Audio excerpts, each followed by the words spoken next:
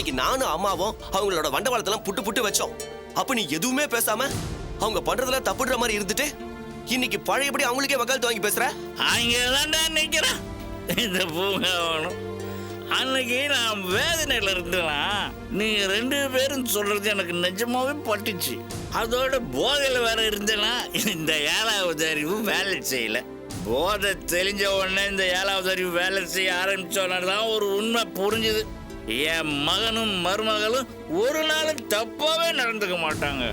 இதே பாவீங்களா, உங்க கூட சேர்ந்ததுனால அவங்க என்னையும் ஒதுக்கி வச்சு இன்னைக்கு பத்திரிகையும் கொடுக்காம விட்டாங்க.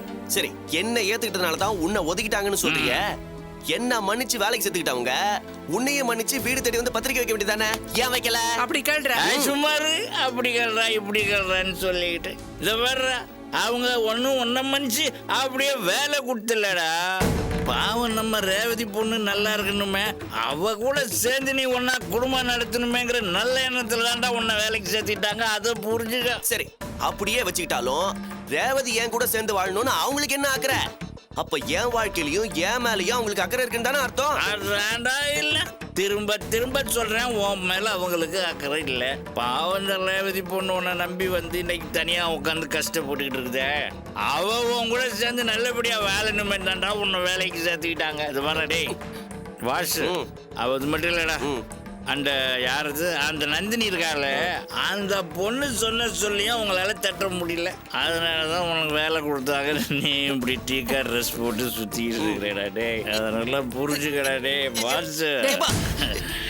செல்வம் ரொம்ப நல்லவங்கடா, ரொம்ப நல்லவங்க. அவங்க 2 பேரும் யாரும் குறை சொல்லக்கூடாது. நல்லவங்க, பேசாம இரு. நல்லவங்கடா. அம்மா, என்னம்மா இவரு ஏதேதோ உளறிட்டு இருக்காரு? இருடா. அம்மா, அநியாயமா 10 லட்சம் ரூபா சொத்தை பறி கொடுத்துட்டு வந்துட்டியம்மா.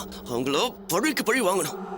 டேய், எனக்கும் அந்த ஆத்திரம் இருக்குடா. ஆனா என்ன செய்யறதுன்னு தாண்டா தெரியல. சரி, கொஞ்சம் பொறுமையாரு. நல்லா யோசிச்சு நேரம் பார்த்து அவங்கள பழி வாங்கணும். அம்மா, சொல்ல மறந்தே போயிட்டேன். எனக்கு பசிக்குதுமா, சாப்பாடு போடுமா. சரி, நான் சாப்பாடு எடுத்து ட்ரெஸ் மாத்திட்டு வரேன். வா.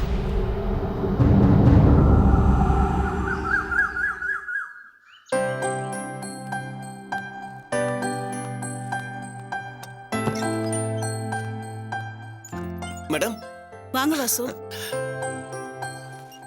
என்னங்க மேடம், ஆர்டர் பண்ண அத்தனை ரெடி ஆயிடுச்சு. டிஸ்ட்ரிபியூட் பண்ண வேண்டியதான். ஆமா, இதெல்லாம் என்ன? என்ன மேடம், மறந்துட்டீங்களா? சார் வீட்டுக்கு ரவ பேசுறதுக்கு ஸ்டாஃப்ஸ் எல்லாருக்கும் ட்ரெஸ் ஆர்டர் பண்ணியிருந்தீங்கல்ல, எல்லாம் கரெக்டா இருக்கான்னு செக் பண்ணிக்கங்க.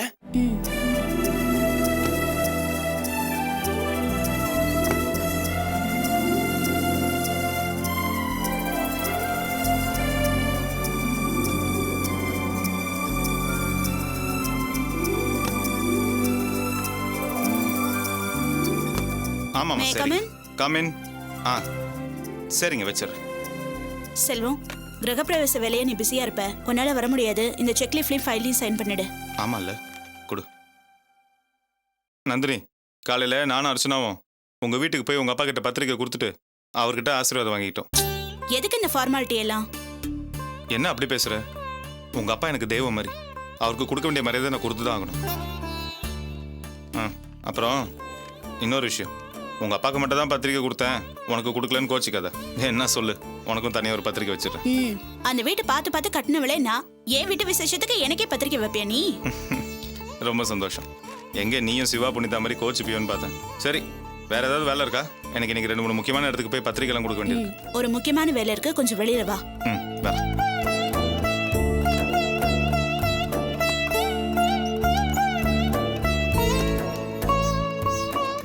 என்ன முக்கியமான வேலை? உங்க வீட்டு கிரகப்பிரவேசத்துக்கு ஸ்டாஃப் எல்லாத்துக்கும் உங்க கையாலே புது ட்ரெஸ் கொடுத்து இன்வைட் பண்ணுங்க. ஸ்டாஃப்ஸ் எல்லாரும் வாங்க. வீட்டுக்கு கிரகப்பிரவேசம், எல்லாரும் குடும்பத்தோட கண்டிப்பா வந்துருங்க. Thank you sir. குடும்பத்தோட வந்து கண்டிப்பா வந்துடும் சார். Thank you sir. ஒரு ட்ரெஸ் மிச்சம் இருக்கு, இன்னும் வேற யாருக்கு கொடுக்கணும்? வாசு சார் கொடுக்கணும். வாங்க வாசு. வாசு வாங்க, வந்து உங்க ட்ரெஸ் வாங்கிக்கோங்க.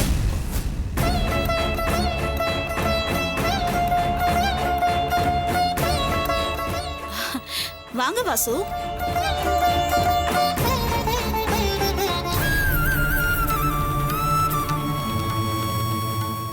Okay sir thank you sir. கொடுங்க. என்னது இது? மத்தவங்க எல்லாருக்கும் ட்ரெஸ் கொடுக்கறப்ப இந்த ட்ரெஸ்ஸை போட்டுக்கிட்டு எல்லாரும் குடும்பத்தோட வந்துருங்கன்னு கூப்பிட்டீங்கல்ல. ஆனா வாசுவை பார்த்து எதுவுமே சொல்லாம கொடுத்துட்டு போறீங்க. வாசுவையும் மத்தவங்க மாதிரி குடும்பத்தோட வந்துருங்கன்னு கூப்பிட மாட்டீங்களா? இதுல என்ன தயக்கம்? இவங்க எல்லாரையும் உங்களுக்கு கொஞ்ச நாளா தான் தெரியும்.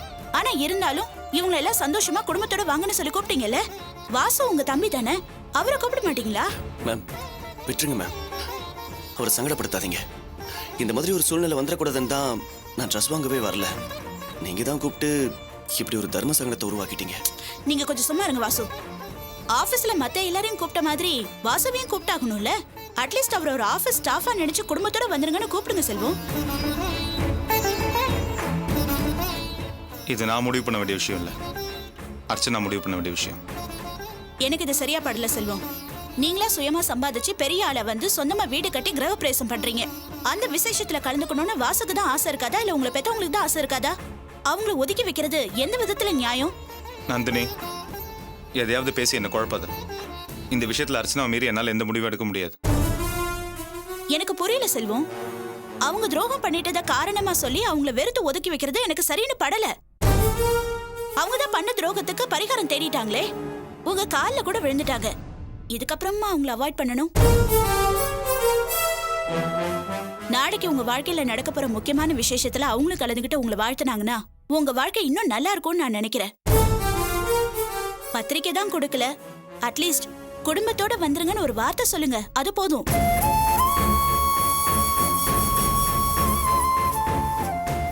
மேம், நீங்க இவ்வளவு தூரம் சொல்றதுனால என் மனசுல ஒரு விஷயம் இருக்கு, அதை நான் சொல்லலாமா? சொல்லுங்க வாசு. எங்க அப்பா என்ன வேலை செய்யறாருன்னு உங்க யாருக்கும் தெரியாது. ஆனா இன்னைக்கு உங்க எல்லாரும் முன்னாடி சொல்றேன், சாக்கடை அல்ற தொழில் செய்யறாரு.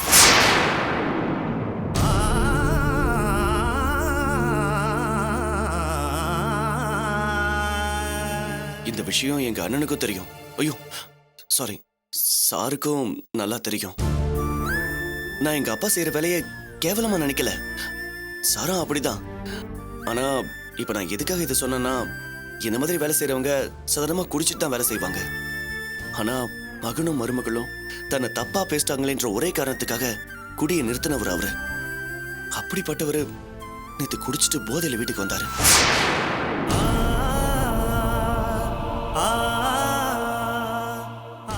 அது மட்டும் இல்ல, மனசோட போய் வேதனையில கண்ணீர் விட்டு அழுதாரு. அதுக்கு காரணம், நேத்து அவர் ஒரு பெரிய பங்களாவுக்கு ட்ரைனேஜ் கிளீன் பண்ண போயிருக்காரு. அந்த பங்களாவுக்கு சாரும் முதலாளி அம்மாவும் கார்ல வந்துட்டு போனதையும், அந்த பங்களா சொந்தக்காரரும் அவங்க ஒய்ஃபும் கார் வரைக்கும் வந்து சாரையும் முதலாளி அம்மாவையும் வழி அனுப்பினதையும் பார்த்திருக்காரு. அப்பதான் சொகுசு கார்ல பகட்டா வந்து போனது தன்னோட மகனும் மருமகளும் தெரிஞ்சுக்கிட்டு அவர் பேசுறதுக்காக ஆசாசியா ஓடி வந்திருக்காரு. அதுக்குள்ள கார் புறப்பட்டு போயிடுச்சு. அப்புறம் அந்த பங்களா ஓனர்கிட்ட விசாரிச்சப்ப அவர் எல்லாத்தையும் டீட்டெயிலா சொல்லியிருக்காரு. அந்த நிமிஷம் எங்க அப்பா மனசு சப்புநூறா உடைஞ்சு போச்சு.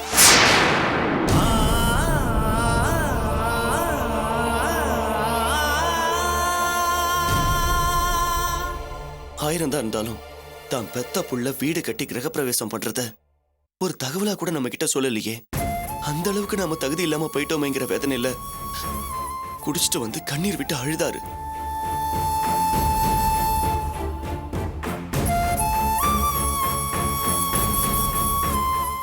அந்த நேரத்துல என்னாலையும் அம்மாவாலையும் கூட அவருக்கு ஆறுதல் சொல்ல முடியல. சார் பத்திரிக்கை வைக்கிறதுக்கோ விசேஷத்துக்கு குடும்பத்தோட வாங்கன்னு கூப்பிடுறதுக்கு நான் தகுதி இல்லாதவன் தான். இந்த ட்ரெஸ்ஸ வேற யாருக்காவது கொடுத்துட சொல்லுங்க.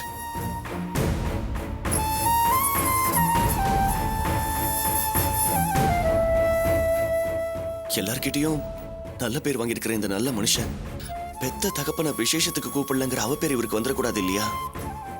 அதுக்காக தான் இந்த தகவலை நான் சொன்னேன். மற்றபடி இவரை தர்ம சங்கடப்படுத்தணுமேங்கிற நோக்கமே கிடையாது.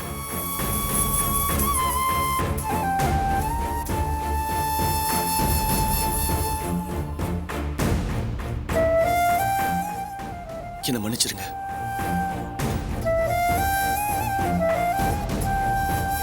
வாசு, இப்பவே வீட்டுக்கு போறோம். பத்திரிக்கை வச்சு எல்லாரும் விசேஷத்துக்கு வர சொல்றோம். அர்ச்சனாவை சொல்றீங்க? ஆமா, அர்ச்சனாக்காக தான் யோசிச்சு. ஆனா எங்க அப்பாவுக்காக நான் பத்திரிக்கை கொடுத்துதான் ஆகணும். தப்பு பண்ணிட்டேன். கொஞ்சம் வேலை இருக்கு, அதுக்கப்புறம் சேர்ந்தே போலாம்.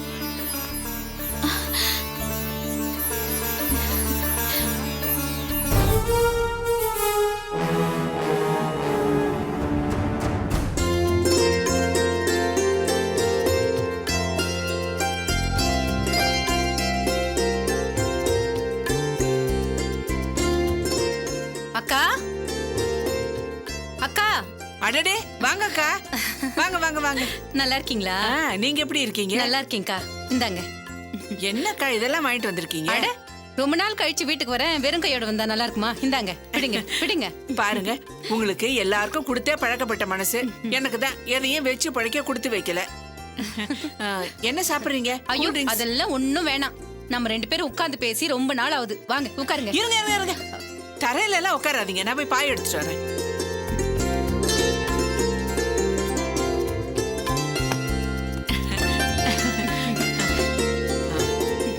உட்காருங்க.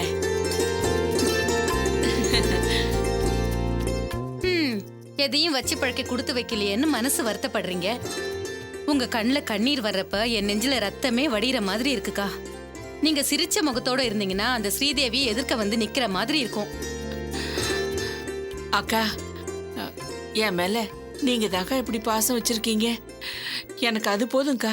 இந்த பாசத்துக்கு 1 கோடி கொடுத்தாலும் ஈடாகாது. ஏன்க்கா, அந்த இடத்துக்கு 10 லட்சம் ரூபாய் கொடுத்தீங்களே, அது என்னக்கா? போனது தானா? அதை பத்தி எந்த தகவலும் தெரியலையா? அந்த ஆளை எங்கேயாச்சும் நீங்க பாத்தீங்களா?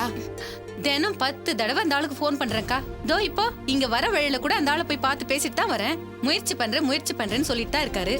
ஆனா ஒண்ணுக்கா, அந்த ஆள் சொன்னார்னா சொன்னபடி செய்வார்க்கா. கொஞ்சம் டைம் கொடுப்போம், கவலைப்படாதீங்கக்கா. இல்ல, ராத்திரி படுத்தா எனக்கு தூக்கம் வரமாட்டேங்குது. சாப்பாடு தட்டுல கைய வச்சா சோறு இறங்க மாட்டேங்குது. என்னால ஒண்ணுமே முடியலக்கா. 10 லட்சம் ரூபாய் ஆச்சே, அதாக்கா எனக்கு மனசு கேட்க மாட்டேங்குது. ஏன்க்கா, எனக்கு ஒரு யோசனை தோணுது. சொல்லுக்கா.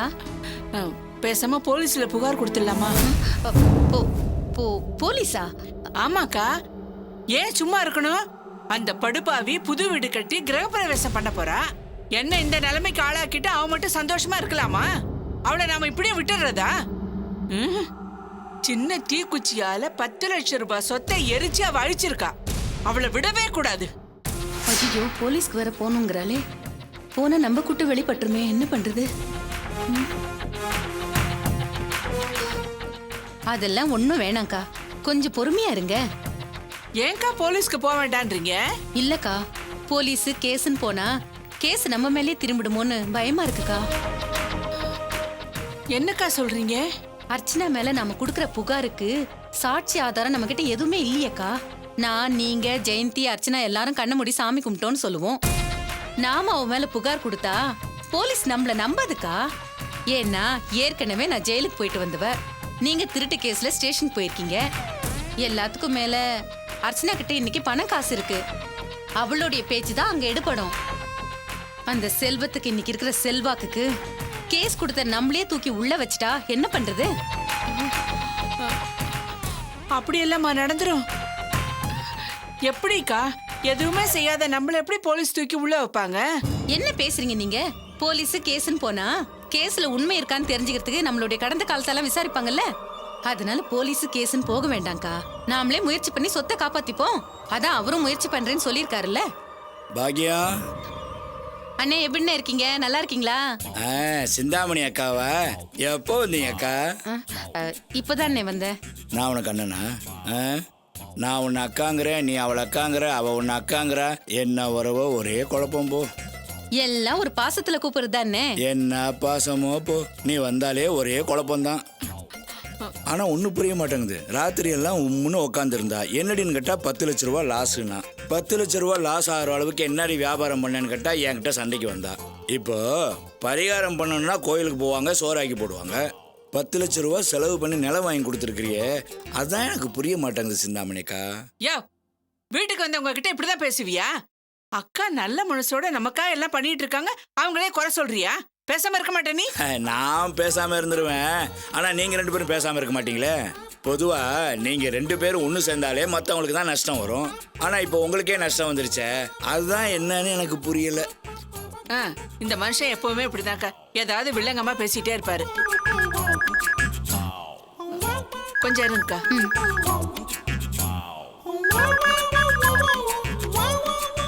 ஹலோ அம்மா, நான் வாசு பேசுறேன்.